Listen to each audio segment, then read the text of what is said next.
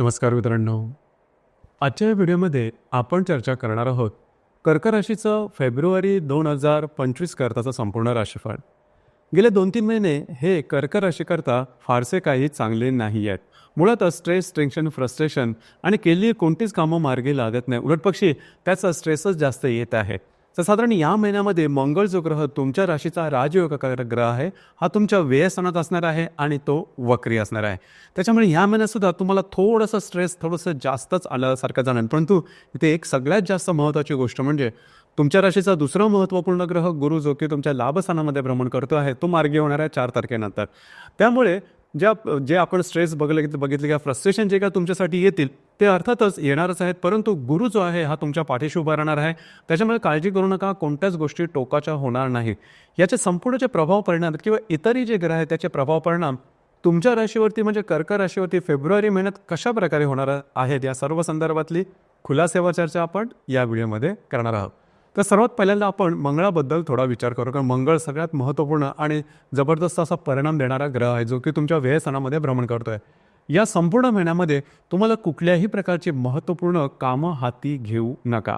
कोणाला काही तुम्हाला कमिटमेंट द्यायची असेल, प्रॉमिसेस करायचे असेल किंवा कागदोपत्री व्यवहार, अशा व्यवहारापासून लांब राहणं गरजेचं आहे. वादविवादापासून सुद्धा लांब राहा. गोष्टी तुमच्यासाठी तुमच्या अंगलटी वगैरे येणं असा प्रकार होऊ शकतो आणि तुम्हाला तुमची जी रास आहे ही बऱ्याच प्रमाणात इमोशनल आहे, छोट्या मोठ्या गोष्टींचा जास्त विचार करते. त्यामुळे या संपूर्ण महिन्यामध्ये अशा प्रकारचे थोडंसं तुम्ही विचार बघणं असाल, थोडंसं तर तुम्ही स्ट्रेस खाली असाल तर या संदर्भात काळजी घेणं गरजेचं आहे. आणि त्याचा जो परिणाम आहे हा परिणाम तुमच्या आरोग्यावर सुद्धा जाणू शकेल. या संदर्भात काळजी घेणं फार महत्त्वपूर्ण राहील. त्याचप्रमाणे तुमचं जे काही कार्यक्षेत्र असेल त्या संदर्भात सुद्धा थोडंसं चिंतेचं वातावरण राहील. कार्यक्षेत्रा संदर्भात थोडीशी धावपळ जास्त करायला लागेल. तुम्ही केलेले प्रयत्न तुमच्या अपेक्षेप्रमाणे पूर्णपणे होत आहेत की नाहीत अशा संदर्भातला संभ्रमसुद्धा तयार होईल. काळजी घ्या, आरोग्याकडे लक्ष द्या. कार्यक्षेत्रा संदर्भातले महत्त्वपूर्ण निर्णय या महिन्यात घेऊ नका. तुमचे अंदाज चुकण्याची शक्यता बऱ्याच प्रमाणात राहील. याचप्रमाणे जर तुम्ही कोणाच्या रिलेशनशिपमध्ये असाल तिथे सुद्धा वादविवादाचे प्रसंग निर्माण होतील. ज्या गर्भवती महिला आहेत त्यांनी स्वतःच्या आरोग्याकडे या संपूर्ण महिन्यामध्ये लक्ष देणं फारच गरजेचं राहील.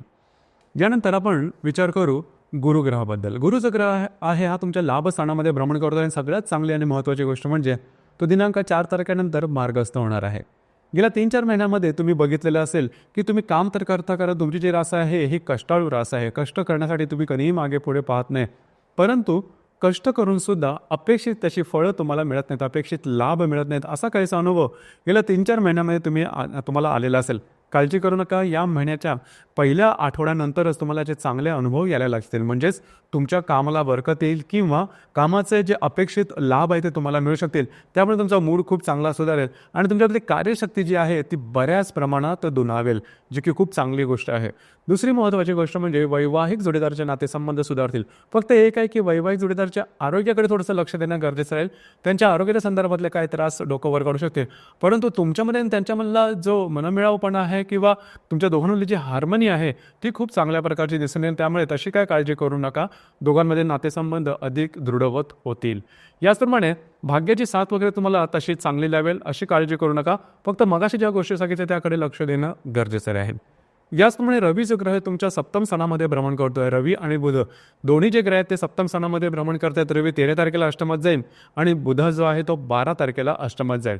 तर साधारणतः गेल्या 15-20 दिवसामध्ये किंवा डिसेंबरच्या साधारण 14-15 तारखेनंतर जे तुमचे वैवाहिक जोडीदार तुमच्यावर थोडेसे हावी होते असं वाटत होतं, त्या गोष्टी बऱ्याच प्रमाणात नॉर्मल होतील. काळजी करू नका. आणि सगळ्यात महत्त्वाचे गोष्ट म्हणजे तुमच्या दोघांमध्ये हार्मोनीसुद्धा खूप चांगली राहील. वैवाहिक जोडीदाराबरोबर कुठे बाहेर फिरायला जाण्याचा योग सुद्धा या दरम्यान संभवतो.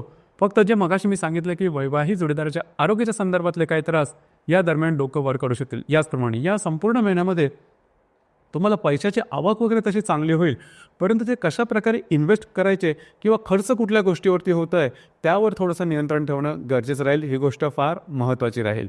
घरातल्या ज्या व्यक्ती असेल त्यांच्याबरोबरचे नातेसंबंध सुधारतील. घरातल्या व्यक्तींबरोबर कुठे बाहेर फिरायला जाण्याचा योग संभवतो. याचप्रमाणे जर का तुम्ही कुठल्या सामाजिक कामामध्ये असाल तर त्या संदर्भामध्ये खूप चांगल्या ऑपॉर्च्युनिटी वगैरे येऊ शकतील, चांगल्या संधी तुम्हाला मिळू शकतील. साधारणतः या महिन्याच्या 16-17 तारखेनंतरचा जो कालावधी आहे हा तुमच्यासाठी शुभफलदायी राहील. म्हणजे फेमस होणं किंवा तुमच्या कामाचं ॲप्रिसिएशन होणं किंवा मिळणं अशा प्रकारचे काही चांगले अनुभव तुम्हाला या दरम्यान निश्चित येतील. एकंदरीत या संपूर्ण महिन्यामध्ये तुम्हाला कुठल्याही प्रकारचे मोठे निर्णय रिस्क घेऊन करू नका. असं पण पाहिलं तरी पण थोडाफार तणावाखाली तुम्ही याल, पण तो ह्या महिन्यात थोडासा मंगळ व्ययात वगैरे असल्या कारणामुळे अशा प्रकारचे अनुभव येतात. काळजी करू नका. टोक हे असे जे अनुभव आहेत हे टोक मात्र गाठणार नाही, कारण गुरु तुमच्या पाठीशी असणार आहे. या महिन्याच्या 1 तारखेला नेपच्यून, शुक्र आणि राहू यांची युती तुमच्या भाग्यस्थानामध्ये होणार आहे. ही युती अतिशय महत्त्वपूर्ण राहील. खास करून जर का तुम्ही सामाजिक व्यक्ती असाल तर तुमच्या इमेजला धक्का लागण्यासारखे प्रसंग किंवा तशा प्रकारच्या काही घटना समोर येऊ शकतील. धीरोदात्तपणे तसा सामना करा, कारण असा जो प्रभाव आहे तो साधारण 2-3 दिवसाचा राहील. त्या दरम्यान कुठल्याही प्रकारचे वेगळे काही निर्णय घेऊ नका. त्याचप्रमाणे घरातले जे महिला वर्ग असतील त्यांच्या आरोग्याकडे थोडंसं लक्ष देणं गरजेचं राहील. याचप्रमाणे दिनांक 3 तारखेला गुरु आणि बुधाचा त्रिकोण योग सुद्धा होणार आहे. गुरु जो की तुमच्या लाभस्थानामध्ये भ्रमण करतोय आणि जो बुध तुमच्या सप्तमात भ्रमण करतोय, दोघांचा त्रिकोण योग अतिशय शुभफलदायी राहील. खास करून जे तुमचे वैवाहिक जोडीदार असतील त्यांच्याबरोबर बाहेर फिरायला जाणं, त्यांच्यामध्ये तुमच्यामध्ये जी इंटरॅक्शन आहे ती अतिशय चांगल्या प्रकारचे राहणं, याचप्रमाणे काही चांगले उत्तम लाभ मिळणं, अशा प्रकारचे अनुभव येतील. याचप्रमाणे जर का तुम्हाला कुठल्याही प्रकारचे नवीन गोष्ट सुरुवात करायची असेल तर या दरम्यान करू शकता. कागदोपत्री व्यवहार, कमिटमेंट, प्रॉमिसेस या सर्व करता हा जो कालावधी आहे दिनांक 3 तारखेच्या आसपासचा हा तुम्हाला शुभफलदायी असाच असणार आहे. याचप्रमाणे दिनांक 9 तारखेला मंगळ आणि शनीचा त्रिकोण योग होणार आहे. मंगळ जो की तुमच्या व्ययस्थानांमध्ये भ्रमण करतोय आणि जो शनी तुमच्या अष्टमात भ्रमण करतोय, दोघांचा त्रिकोण योग, अनपेक्षित काही लाभ मिळू शकतील. याचप्रमाणे पत्नी समेत कुठे बाहेर फिरायला जाणं होऊ शकेल आणि महत्त्वपूर्ण अशा काही गोष्टी तुमच्या आयुष्यात होऊ शकतील की ज्या तुमच्यासाठी अपेक्षित आहेत. तर मंगळ शनीचा जो त्रिकोण योग आहे हा सुद्धा तुमच्यासाठी शुभफलदायी असाच असणार आहे. मंगळ बुधाचा सुद्धा त्रिकोण योग होणार आहे दिनांक 23 तारखेला. हा सुद्धा तुमच्या व्यय आणि अष्टम स्थानामधूनच होणार आहे. कागदोपत्री व्यवहार, कमिटमेंट, प्रॉमिसेस याकरता हा कालावधी चांगला आहे. नवीन काहीतरी गोष्टीची सुरुवात या दरम्यान होऊ शकेल आणि साधारणतः या महिन्याच्या शेवटी म्हणजेच साधारण 25-26 तारखेनंतर बऱ्याच प्रमाणात तुमच्या मनावरती आलेली जी मळब आहे, जे स्ट्रेस, जे टेन्शन आहे ते बऱ्याच प्रमाणात कमी होत जातील. त्याबद्दल काळजी करू नका. या महिन्यातली जी पौर्णिमा आहे ती 22 तारखेला आणि जी अमावस्या आहे ती 27 तारखेला आहे. अमावस्या आणि पौर्णिमेच्या दरम्यान रविचंद्राचं आकर्षण पृथ्वीकडे थोडंसं जास्त असतं आणि तुमच्या राशीचा स्वामी चंद्र असल्या कारणामुळे तुम्ही असंही बऱ्याच प्रमाणात अनुभवलेलं असेल की साधारणतः अमावस्या पौर्णिमेच्या दरम्यान तुमच्या मूडमध्ये किंवा मानसिकमध्ये सडन बदल होतो. तर तशा प्रकारे कारण तुमची रास आहे चंद्राची आहे आणि अमावस्या पौर्णिमेचा जो फरक आहे तो चंद्रावरती जास्त प्रमाणात होतो. त्यामुळे या दरम्यान म्हणजे या महिन्याच्या साधारण 12 आणि 27 तारखेच्या दरम्यान कुठल्याही प्रकारचे मोठे निर्णय घेऊ नका. कमिटमेंट, प्रॉमिसेस किंवा वादविवाद यापासून लांब राहणं गरजेचं राहील. तर मित्रांनो, हे होतं कर्क राशीचं फेब्रुवारी 2025 करताचं संपूर्ण राशीफळ. धन्यवाद.